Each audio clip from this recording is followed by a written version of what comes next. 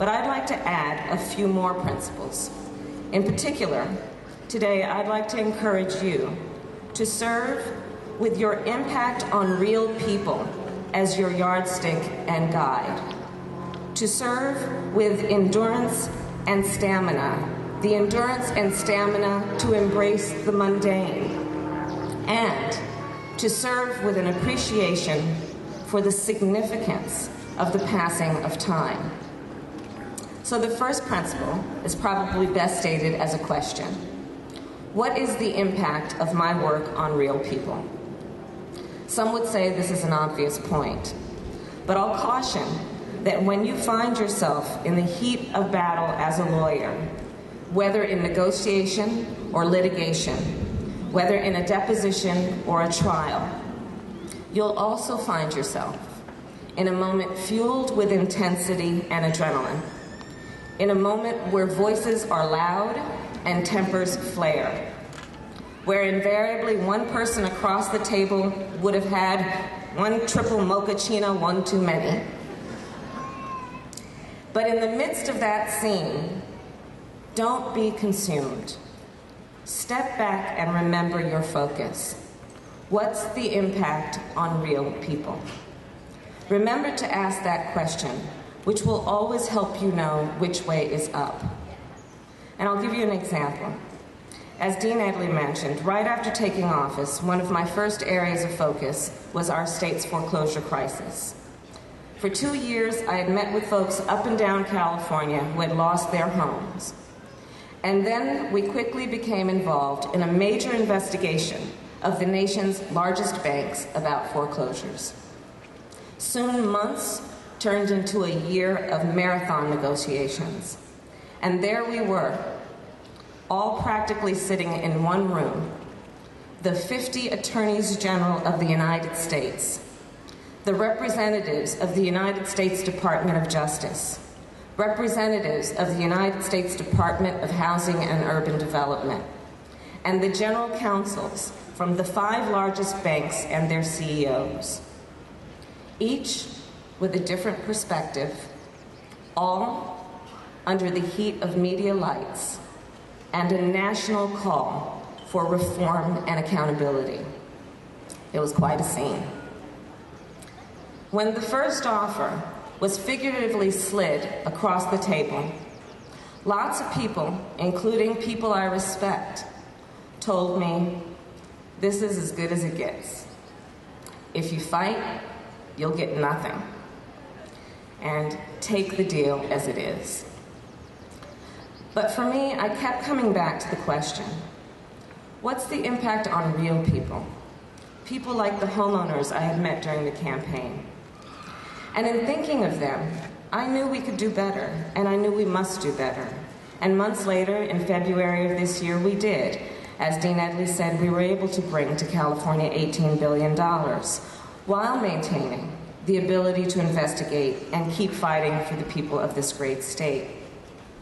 And we are still fighting for California homeowners.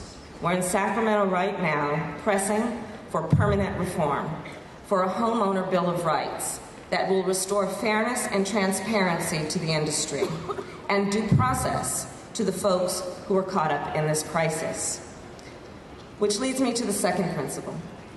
You'll need to have stamina, because when you first start your career as graduates, you'll probably be required to perform some fairly mundane, everyday tasks. And what am I talking about? Well, think document review, due diligence, long legal memoranda, site checking. These tasks are the reality of what you're going to have to do at the beginning of your career. But embracing the mundane, the everyday, is often the difference between vision and execution. The difference between having a plan to end world hunger and actually ending world hunger. It's painstakingly combing through every piece of evidence before a criminal trial and finding the one overlooked item that makes the case.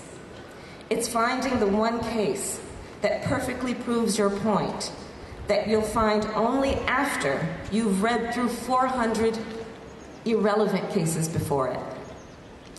It's creating a package of legislation by painstakingly looking at hundreds of statutes that govern our foreclosure system. The stamina to master the details, to embrace the everyday, the mundane. This will reward you richly in your career, both you and those you serve. The last principle I'd urge you to consider is the significance of the passing of time. And here's how I think of this. First, it has to do with patience. Think about the architects of the civil rights movement, Charles Hamilton Houston, Constance Baker Motley, Thurgood Marshall. They understood the importance of time in their strategy for serving with greatness. Think about Brown v. Board of Education. As we know, that historic decision was strategically preceded by years and reams of litigation. To reach their goal, to carefully build cases and precedent, it took time and it took patience. And emulating these giants in the law will invariably take the same kind of strategic patience from you. But there's another takeaway from Brown about time, and that is, each day is not equal. Why do I say this? Well, as you all remember, Brown v. Board of Education, authored by then Chief Justice Earl Warren, was decided on Monday, May 17th, 1954. Fast forward to many years later, and there I was, part of only the second class to integrate Berkeley public schools. The obvious point there is that although Brown was decided in 1954, it took a very long time before our own Berkeley, California, first required busing to desegregate its public schools. And you should know that year, the year before I started elementary school in Berkeley, California, those same schools were either 90% white in the hills or 95% black in the flats. And today, Berkeley law grads, 58 years after Brown, when we know that only 40% of California's African American and Latino ninth graders will graduate high school, then we know that Brown's essential moral promise remains to be fulfilled. The promise of an adequate education for all children. We know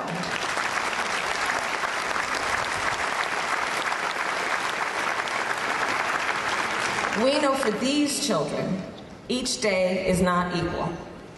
We know for the hundreds of thousands of California families who have lost their homes, each day is not equal.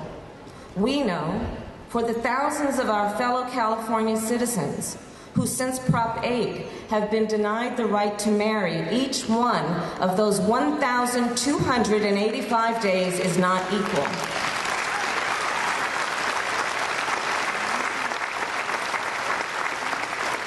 And we know any day lived with injustice is one day too many. So Berkeley law grads, here is your challenge. To serve with greatness, you must serve with stamina and endurance in the face of enormous challenges. You must serve while embracing the everyday details and always think of the impact you're having on the people you serve. Because today you become lawyers, and I cannot wait to see what you do tomorrow. Thank you.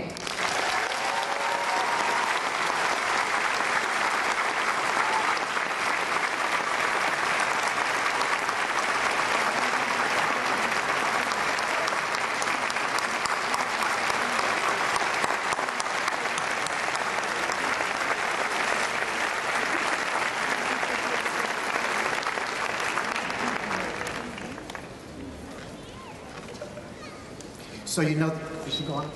Yeah, great. Okay, so So I heard this story. When Kamala was growing up, her parents would take her to these demonstrations all the time. Civil rights demonstrations, anti-war demonstrations. You know, Berkeley. And you know how this is done, right? So I want you to shout freedom, okay? What do you want? When do you want it? Exactly. Okay, so one day, as a toddler, she was being particularly fussy. Hard to imagine now, but she was being really fussy. And her mother said in exasperation, "What do you want?" And of course she said, "Freedom!"